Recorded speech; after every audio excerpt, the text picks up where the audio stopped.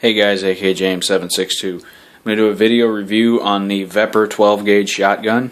This is the AK platform 12 gauge. There are a few different companies that make AK platform 12 gauges. VEPR is one of them. Sega also makes theirs in 12 and 410.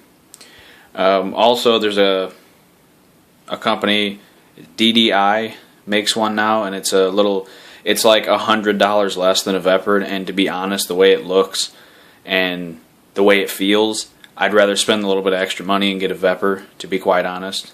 And there's more customization options and more features when it comes to the VEPR as opposed to the DDI. But yeah, this was purchased for me as a gift. Got a few magazines and everything. They didn't send one of these factory Molot magazines, even though it was paid for. Instead, they sent this, which is a 5-round magazine for a DDI, which it fits and it feeds and it works and everything. But when you pay for a factory Molot magazine and you get this, you get kind of irritated. So that problem, that was rectified, because they neglected to send us, something else that was ordered as well. So that was rectified. That problem was solved. They sent the correct Molot magazine as well as one of the other items, and they did it was classicfirearms.com. They did like a 2-day or a next day or something on the package. So they made good efforts to rectify that situation. Anyway, let's talk about the shotgun first. It is your standard AK configuration. Safety, charge it the same way, works basically exactly the same way as the rifles and the pistols do, just on a bigger scale, because you're handling, instead of 30 caliber rounds, you're handling 12 gauge shotgun loads. Everything's a little beefier. You see, there's this extra beef on the trunnion right here, just like on the M70 Yugo rifles and on the RPKs. So it's got the bulkier receiver. There's a flat rail on the dust cover. The dust cover is attached by a hinge, just like the PAP pistols. It's got an adjustable rear sight for windage and elevation, which is cool. You could also switch this out for a Krebs custom sight, although you'd lose your continuity, factory continuity. Although, people buy guns to customize them and do whatever they want with them. So, it's your weapon. You do what you want. Front sight is on the gas block. It's all one solid piece. Barrel, nice and big, nice and thick. It's all chrome lined. Everything's chrome lined. Barrel, the bore, chamber, and gas tube, all chrome lined.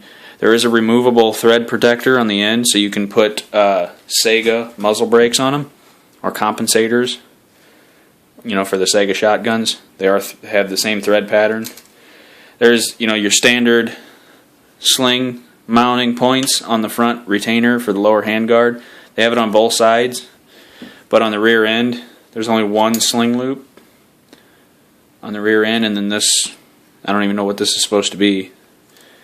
But yeah, there's just one little rinky-dink sling loop. So that was kind of disappointing.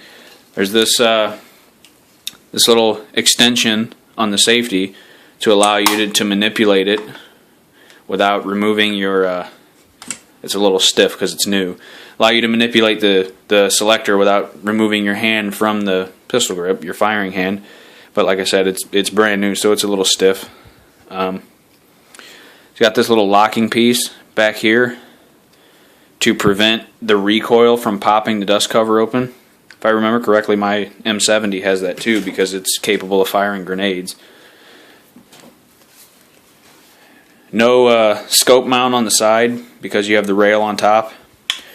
Got a cheek piece here that you can switch sides. This little detent right here for lefties and righties. And it's got a little bit of a cushion, and you can kind of see it's a little bit, it's like rubber. It's nothing spectacular. This pistol grip, it looks simple and smooth and everything, but it's actually pretty comfortable and pretty cool. You know, I'm probably not gonna switch out anything on this shotgun. I'm probably gonna leave it completely factory. But I mean, they make quad rails and all that fancy stuff you can do. I mean, it's basically like a normal AK rifle. They make all the accessories you can get to customize the hell out of it if you want. I'm not 100% sure on whether the rifle selector switches will work. You know, drop-in replacement. I'm not sure, so I'm not going to say one way or the other. I do believe it looks as though the sight is the same exact setup as a rifle, so it looks like you could put a Krebs custom sight on there if you so choose. One thing I noticed is the mag release, and I'm assuming, again, since it's brand new, I mean, you got to kind of jerk the magazine out a little bit. I'm assuming stuff like that will work itself loose, or more loose, you know, break in after firing. But here's your standard factory Molot magazine. And I did mention this DDI magazine. One of the things I noticed first was you can tell the lug where the magazine release locks into is pretty hefty on the Molot and not so much on the DDI. So I don't know if the DDI shotgun magazine release is a little bit different than a VEPR, or if it's just made like that because they're cheap and Chinese. But I mean, it even looks goofy when it's in the gun. And this one, you know, you really gotta force this one out of there, you know, more than likely, because it's not made for this particular gun. Another company that makes magazines for this VEPR is SGM Tactical. And I've seen a lot of, I don't know what you want to call it, a lot of hit or miss for these. A lot of people love them, a lot of people hate them. A lot of people are like, you know, I read about this online, not sure whether I should get it or not. Well, I've got 10 round and a 12 round. You can see the size difference. It's about an inch and a half longer. The 12 round is compared to the 10 round. But when you put the 10 round in there, I mean, that just looks cool. It looks like a big, like a big bore AK rifle, basically. And depending on how accurate this is, it's a cylinder bore, it's smooth bore, but it's got the rifle type sights. So depending on how accurate it is, you could have a 10 round, essentially, give or take 75 caliber rifle if you use 12 gauge slugs. So, I mean, that's just a thought. It's a really cool idea. But like I said, it all depends on the accuracy of this firearm.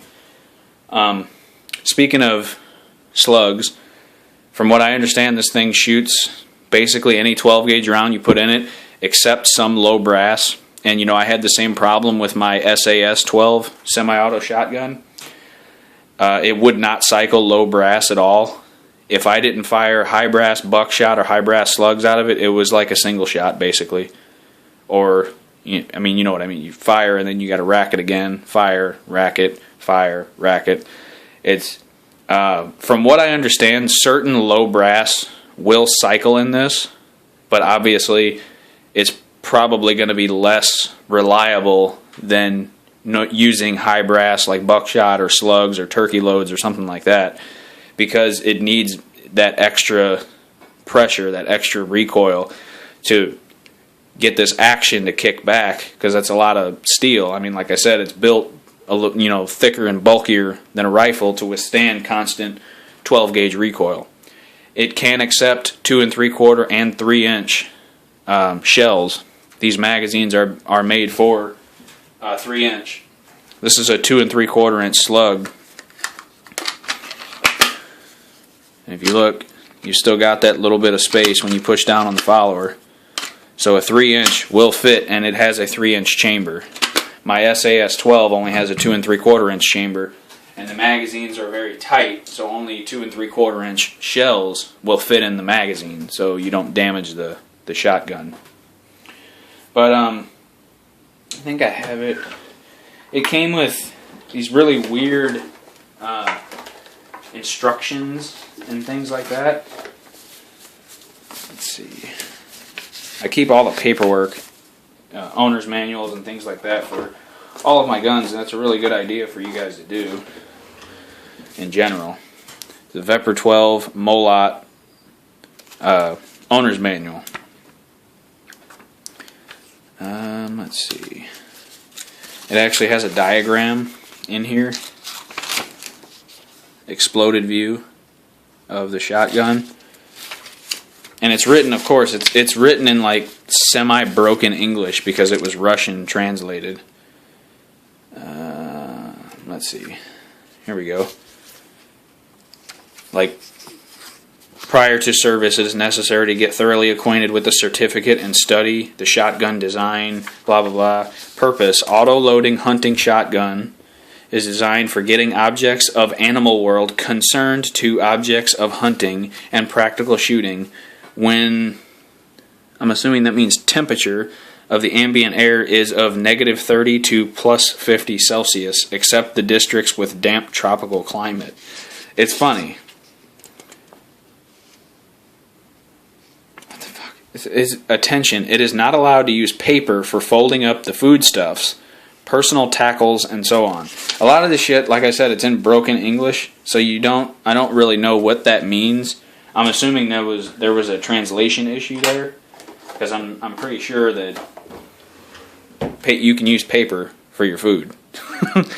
So, I mean, that has nothing to do with the shotgun. It's funny though. It'll give you some entertainment value. You'll also notice that there is a magazine well that has been adapted from your standard AK style receiver, which is, I mean, it's cool. Different magazine release. No, you don't rock the magazines in. You know, like AKs, you lock and rock. You don't do that with these. These basically just go straight in, kind of like an AR-15, similarly. But I mean, that's pretty much it. Basically, an AK on steroids. You can change out the pistol grip. I'm pretty sure any, not 100% sure, but I'm pretty sure any standard AK style pistol grip will fit on here. The trunnion inside looks the same. I mean, it's got the same type of screw. I want to say you'll probably be able to use different safety selectors. Don't quote me on that, but I mean, it looks pretty standard. I've opened this rifle up, this shotgun up. I'm not going to do it on video. This is just a review. But I mean, yeah. Last round lock open. And then when you pop the magazine out, it still stays locked back. Put a new magazine in. And you got this little tab here. You can see it. A little tab right there. Put your new magazine in. Push up on that tab. Like I said, it's brand new, so it's a little stiff. But you push this tab here.